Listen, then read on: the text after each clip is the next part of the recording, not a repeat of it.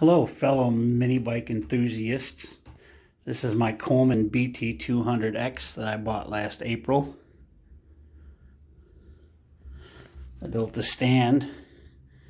Goes under the pegs to hold it up to work on the front tire or change the oil. And I can slide it to the rear and put this on it, and it spans the frame so I can do the rear tire or the chain. And after riding about 3 weeks, I realized it needed rear suspension. So I did that. I ordered 2 springs and a hinge off of Amazon for $13. I got this piece of steel. I cut it and shaped it to the seat, and then riveted it with aircraft rivets, or called bulb style. They spread out wider and give better holding than a regular rivet. And I used a piece of 3/4 inch steel, tube steel, to raise the seat up to flush.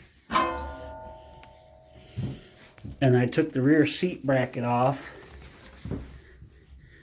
and welded this piece of 3/16 steel to it to span the frame and hold the weight of the rider, and then bolted that back in place, and then used those bracket bolts to hold nuts and tack welded those to keep it in line with the springs. I just did some, I had bolts on the hinge at first, but the seat would still slide. So I cut them off and just welded it, and now it doesn't move. But I will say the hinge was a little cheap. It was loose, so I had to squeeze it in a vise and weld it. I drilled it one size over, put a little bit bigger bolt, and it tightened it right up. Made it really nice. And this year I got to do a carb swap and a header.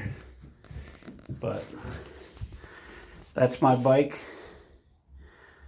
It gets ridden a lot.